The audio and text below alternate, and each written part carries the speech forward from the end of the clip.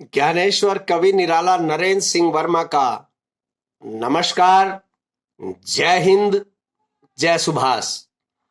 ये कविता नेताजी सुभाष चंद्र बोस की हकीकत बताती है और आप समझदार हैं। जरा सुनिए कविता को। कविता का शीर्षक है एक आत्मा निकल चुकी है। मैं नेताजी से खुद मिल चुका हूं। 1999 में मिला था मैं, यूपी में सीतापुर जिले में रेउसा तहसील पड़ती है। मैं खुद गया था मुझैना आश्रम में और मेरा साक्षात्कार हुआ। सुनिए जरा। खंड खंड अपखंड मिलाकर देश अखंड बनाने को एक आत्मा निकल चुकी है फिर से युद्ध रचाने को। जो आजादी हमें मिली वह पूरी नहीं अधूरी थी। था एहसान नहीं हम पर, अंग्रेजों की मजबूरी थी। सन 46 में नेवी ने विद्रोह का झंडा उठा लिया। अंग्रेजों को मार काट कर पनडुब्बी को डुबा दिया। सेना निकल गई हाथों से, अंग्रेजों ने जान लिया। भारत छोड़ भाग जाने को मन ही मन में ठान लिया। देश की जनता के दिमाग पर चढ़ा हुआ बलिदानी था। आजादी का अधिकारी केवल सुभाष सेनानी था। अरे, कहते हैं गांधी ने हमें आजादी दी, लेकिन आजादी दिलाने वाला तो नेताजी सुभाष चंद्र बोस था, जिसको कि आज भुला दिया गया है। सुनिए दोबारा। देश की जनता के दिमाग पर चढ़ा हुआ बलिदानी था। आजादी का अधिकारी केवल सुभाष सेनानी था। गांधी जी को अफवाहों पर था बिल्कुल विश्वास नहीं। वायु दुर्घटना में मर सकता कभी वीर सुभाष नहीं। निकल गया जिंदा सुभाष वह, जान हुकूमत कांप उठी। बंटवारे और आजादी की भारत में गोट बिछी। निकल गया जिंदा सुभाष यह, जान हुकूमत कांप उठी। बंटवारे और आजादी की तब भारत में गोट बिछी। किस किस ने गद्दारी की उनके चेहरे दिखलाने को। एक आत्मा निकल चुकी है फिर से युद्ध रचाने को। हमारे ऊपर शर्तों के फौलादी ऐसी ऐसी शर्तें लादी गई, ऐसे ऐसे शर्तें हमारे ऊपर लगा दी, तब हमें आजादी मिली। सुनिए जरा। शर्तों का फौलादी ताला स्वतंत्रता के फाटक पर, सारे नेता पागल हुए आजादी के नाटक पर। शर्तों का फौलादी ताला स्वतंत्रता के फाटक पर, सारे नेता पागल हो गए आजादी के नाटक पर। गांधी रोते रहे और नेहरू पटेल को पटा लिया। गांधी रोते रहे और नेहरू पटेल को पटा लिया। जिन्ना को भड़का कर कौमी दंगा करा दिया। सब कांग्रेस की देन है ये। हिंदू मुस्लिम की लाशों पर तब ये पाकिस्तान बना। भगत सिंह, अशफाक और बिस्मिल्लाह का हिंदुस्तान बटा। 52 वर्षों के पट्टे पर मिली हमें आजादी थी। आजादी क्या इसके अंदर छुपी हुई बर्बादी थी। लोकतंत्र की राज्य व्यवस्था को अपनाया जाएगा। ये बोला कि लोकतंत्र की राज्य व्यवस्था को अपनाया जाएगा। संविधान की हर धारा को पास कराया जाएगा। किससे पास कराया जाएगा? इंग्लैंड से। जो कर्जा इंग्लैंड के ऊपर भारत मांग ना पाएगा, ये शर्तों में लिखा हुआ था। आज अगर हमारा कर्जा पूरा इंग्लैंड दे दे तो इंग्लैंड बर्बादी के कगार पर हो जाएगा और भारत फिर वही सोने की चिड़िया। सुनिए। जो कर्जा इंग्लैंड के ऊपर भारत मांग न पाएगा, यदि सुभाष आता है तो इंग्लैंड को सौंपा जाएगा। शर्तों का गुमनाम पुलंदा खोल हमें दिखलाने को। एक आत्मा निकल चुकी है फिर से युद्ध रचाने को। और ये संविधान कैसा है? सुनिए। ये संविधान अंग्रेजी है और हर विधान अंग्रेजी है। न्याय व्यवस्था, शिक्षा और विज्ञान ज्ञान अंग्रेजी है। तन अंग्रेजी, मन अंग्रेजी और चिंतन अंग्रेजी है। आज देख लो, जितनी भी हमारी पढ़ाई होती है, फिजिक्स की, केमिस्ट्री, सब अंग्रेजी में है। दोबारा सुनिए इसको।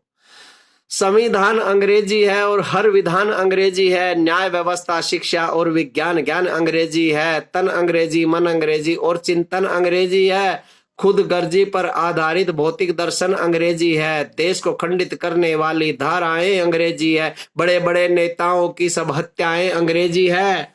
वोट नीति अंग्रेजी है। वोट नीति अंग्रेजी है और नोट नीति अंग्रेजी है। हर गरीब के हाथ तोड़ती चोट नीति अंग्रेजी है। क्षेत्रवाद अलगाववाद की परिपाटी अंग्रेजी है। देशद्रोहियों की माटी घाटी घाटी अंग्रेजी है। कश्मीर पंजाब मिजोरम के शोले अंग्रेजी है। गोरखलैंडी नागालैंडी हिंसक गोले अंग्रेजी हैं। अंग्रेजों की अंग्रेजी का पाप कलंक मिटाने को एक आत्मा निकल चुकी है फिर से युद्ध रचाने को। सब कुछ अंग्रेजी है हमारे यहाँ। अंग्रेजी स्कूल खुले हुए हैं, अंग्रेजी में ही सब होता है। सब भूल गए हिंदी को, हिंदुस्तान को। लूली लंगड़ी आजादी ने हमको अब तक दिया है क्या? देखिए इस लंगड़ी लूली आजादी ने हमें क्या दिया है। लूली लंगड़ी आजादी ने हमको अब तक दिया है क्या? ओए ओए चुम्मा चुम्मा इलू इलू हवा हवा। चोली के पीछे से लेकर देश कबूतर बना दिया। सैया से बॉलिंग करवा कर देश नपुंसक बना दिया।